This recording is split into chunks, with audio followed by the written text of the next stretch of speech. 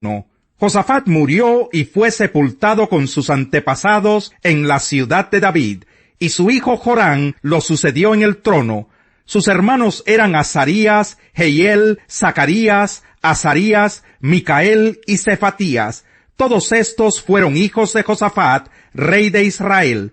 Su padre les había regalado plata, oro y objetos de valor en abundancia, y les entregó también ciudades fortificadas en Judá. Pero el reino se lo dio a Jorán porque era el hijo mayor.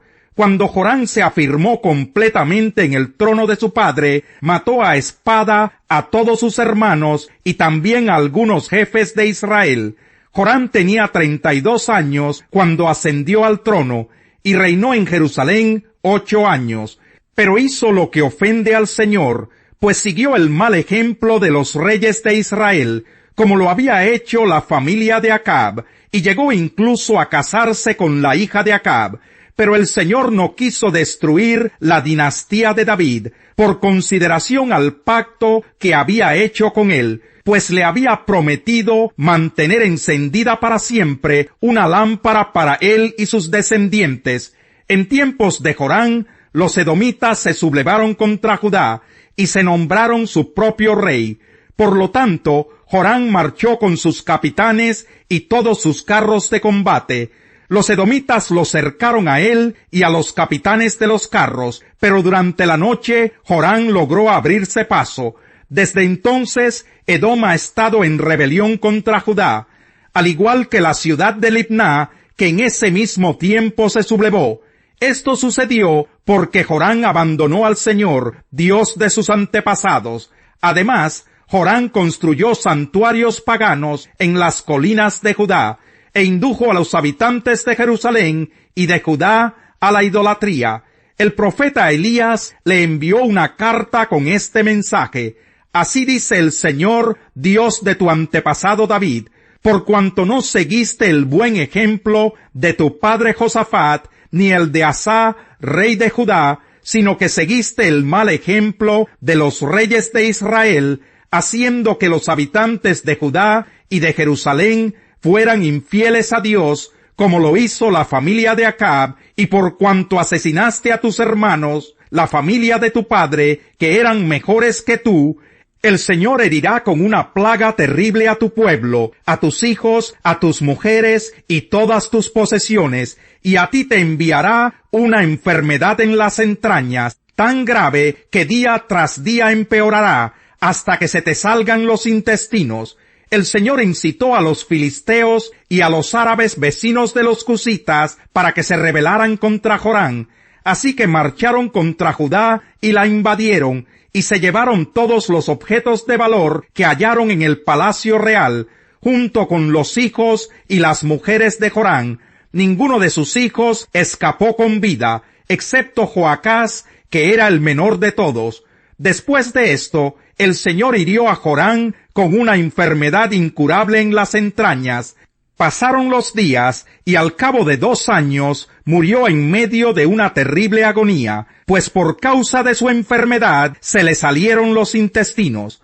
Su pueblo no encendió ninguna hoguera en su honor, como se había hecho en honor de sus antepasados. Jorán tenía 32 años cuando ascendió al trono, y reinó en Jerusalén 8 años.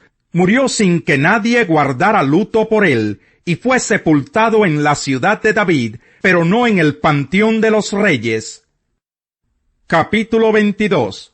A la muerte de Jorán, los habitantes de Jerusalén proclamaron rey a Ocosías, su hijo menor, pues a sus hijos mayores los habían asesinado las bandas de árabes que habían venido al campamento. Así fue como Ocosías, hijo de Jorán, ascendió al trono de Judá.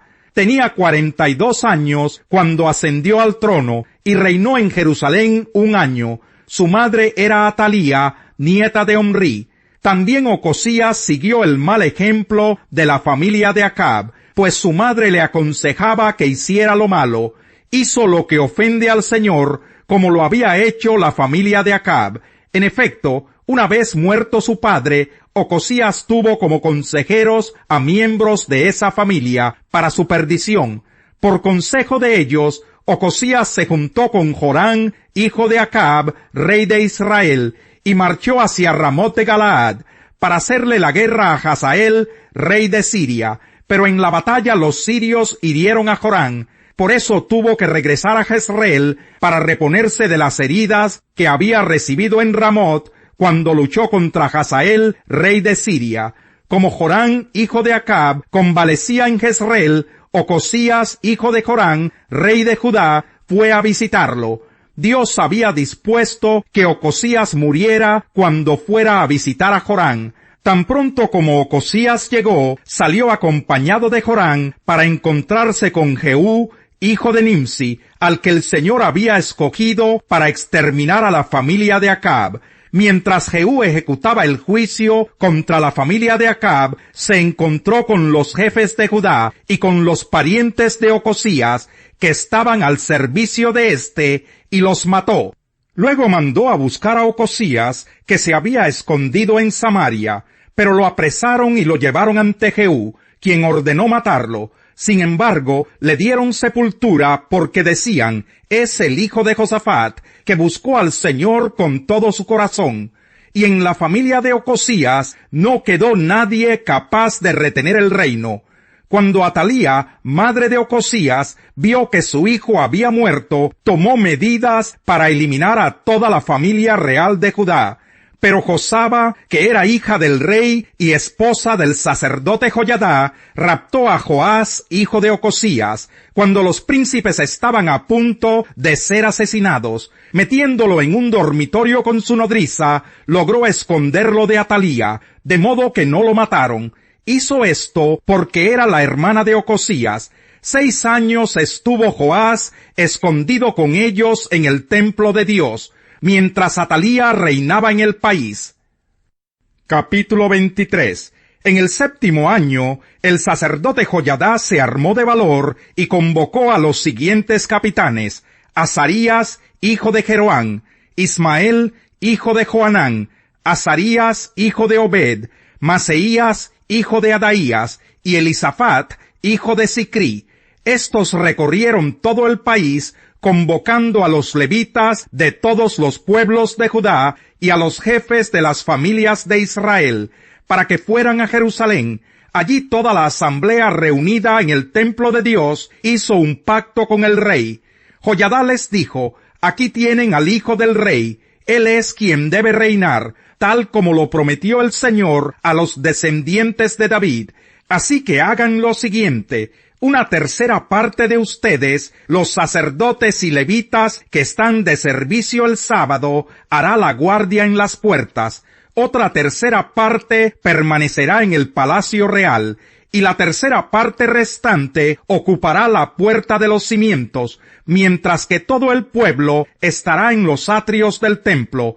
Solo los sacerdotes y levitas que estén de servicio entrarán en el templo, pues ellos están consagrados. Nadie más podrá entrar. El pueblo deberá obedecer el precepto del Señor. Arma en mano, los levitas rodearán por completo al rey, y si alguien se atreve a entrar al templo, mátenlo. No dejen solo al rey, vaya donde vaya.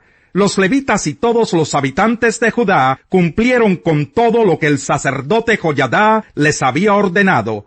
Cada uno reunió a sus hombres, tanto a los que estaban de servicio el sábado como a los que estaban libres, pues el sacerdote Joyadá no eximió a ninguno de los turnos.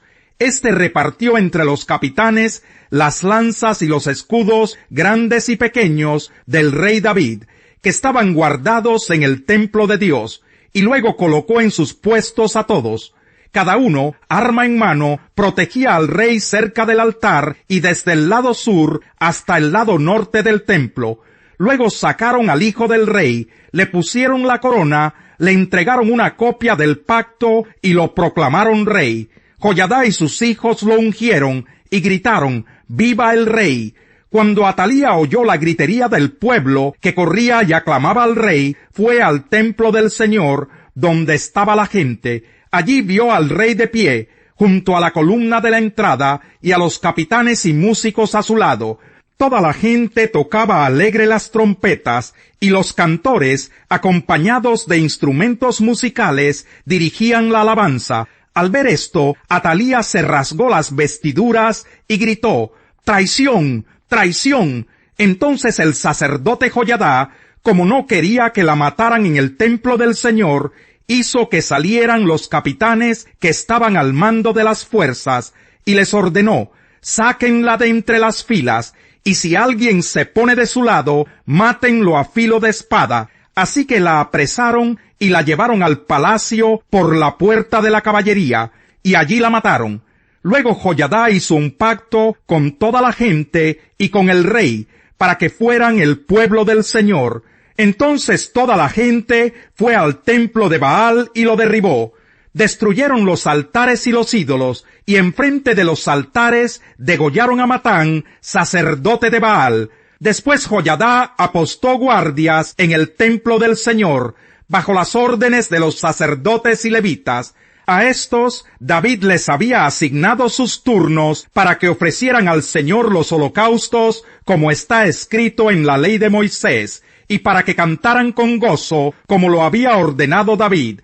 También colocó porteros en la entrada del templo del Señor, para que le impidieran el paso a todo el que estuviera impuro. Acto seguido, Joiada, acompañado de los capitanes, los nobles, los gobernadores y todo el pueblo, llevó al rey desde el templo del Señor hasta el palacio real, pasando por la puerta superior, y sentaron a Joás en el trono real. Todo el pueblo estaba alegre, y tranquila la ciudad, pues habían matado a Atalía a filo de espada. Me dirijo ahora a ustedes los gentiles. Como apóstol que soy de ustedes, le hago honor a mi ministerio, pues quisiera ver si de algún modo despierto los celos de mi propio pueblo, para así salvar a algunos de ellos. Pues si el haberlos rechazado dio como resultado la reconciliación entre Dios y el mundo, ¿no será su restitución una vuelta a la vida? Si se consagra la parte de la masa que se ofrece como primicias, también se consagra toda la masa. Si la raíz es santa, también lo son las ramas. Ahora bien, es verdad que algunas de las ramas han sido desgajadas, y que tú, siendo de olivo silvestre, has sido injertado entre las otras ramas. Ahora participas de la savia nutritiva de la raíz del olivo. Sin embargo, no te vayas a creer mejor que las ramas originales, y si te jactas de ello, ten en cuenta que no eres tú quien nutre a la raíz, sino que es la raíz la que te nutre a ti. Tal vez dirás: desgajaron unas ramas para que yo fuera injertado. De acuerdo, pero ellas fueron desgajadas por su falta de fe, y tú por la fe te mantienes firme. Así que no seas arrogante sino temeroso, porque si Dios no tuvo miramientos con las ramas originales, tampoco los tendrá contigo. Por tanto, considera la bondad y la severidad de Dios, severidad hacia los que cayeron y bondad hacia ti. Pero si no te mantienes en su bondad, tú también serás desgajado. Y si ellos dejan de ser incrédulos, serán injertados, porque Dios tiene poder para injertarlos de nuevo. Después de todo, si tú fuiste cortado de un olivo silvestre, al que por naturaleza pertenecías, y contra tu condición natural fuiste injertado en un olivo cultivado, con cuánta mayor facilidad las ramas naturales de este olivo serán injertadas de nuevo en él. Hermanos, quiero que entiendan este misterio para que no se vuelvan presuntuosos. Parte de Israel se ha endurecido, y así permanecerá hasta que haya entrado la totalidad de los gentiles. De esta manera todo Israel será salvo, como está escrito: el Redentor vendrá de Sión, y apartará de Jacob la impiedad, y este será mi pacto con ellos, cuando perdone sus pecados. Con respecto al Evangelio, los israelitas son enemigos de Dios para bien de ustedes, pero si tomamos en cuenta la elección, son amados de Dios por causa de los patriarcas, porque las dádivas de Dios son irrevocables, como lo es también su llamamiento. De hecho, en otro tiempo ustedes fueron desobedientes a Dios, pero ahora por la desobediencia de los israelitas han sido objeto de su misericordia. Asimismo, estos que han desobedecido recibirán misericordia ahora, como resultado de la misericordia de Dios hacia ustedes. En fin, Dios ha sujetado a todos a la desobediencia, con el fin de tener misericordia de todos. Qué profundas son las riquezas de la sabiduría y del conocimiento de Dios. Qué indescifrables sus juicios e impenetrables sus caminos. ¿Quién ha conocido la mente del Señor, o quién ha sido su consejero? ¿Quién le ha dado primero a Dios, para que luego Dios le pague? Porque todas las cosas proceden de Él, y existen por Él y para Él. A Él sea la gloria por siempre. Amén. Salmo 22. Dios mío, ¿por qué me has abandonado? Lejos estás para salvarme, lejos de mis palabras de lamento. Dios mío, clamo de día y no me respondes, clamo de noche y no hallo reposo. Pero tú eres santo, tú eres rey, tú eres la alabanza de Israel. En ti confiaron nuestros padres, confiaron y tú los libraste. A ti clamaron y tú los salvaste. Se apoyaron en ti y no los defraudaste. Pero yo, gusano soy y no hombre. La gente se burla de mí, el pueblo me desprecia. Cuantos me ven se ríen de mí, lanzan insultos meneando la cabeza. Este confía en el Señor, pues que el Señor lo ponga a salvo. Ya que en él se deleita, que sea él quien lo libre. Pero tú me sacaste del vientre materno, me hiciste reposar confiado en el regazo de mi madre. Fui puesto a tu cuidado desde antes de nacer, desde el vientre de mi madre, mi Dios eres tú. No te alejes de mí, porque la angustia está cerca y no hay nadie que me ayude. Muchos toros me rodean, fuertes toros de Basán me cercan. Contra mí abren sus fauces, leones que rugen y desgarran a su presa. Como agua he sido derramado, dislocados están todos mis huesos. Mi corazón se ha vuelto como cera y se derrite en mis entrañas. Se ha secado mi vigor como una teja, la lengua se me pega al paladar. Me has hundido en el polvo de la muerte, como perros de presa me han rodeado. Me ha cercado una banda de malvados, me han traspasado las manos y los pies. Puedo contar todos mis huesos. Con satisfacción perversa, la gente se detiene a mirarme. Se reparten entre ellos mis vestidos, y sobre mi ropa echan suertes. Justo es quien lleva una vida sin tacha. Dichosos los hijos que sigan su ejemplo.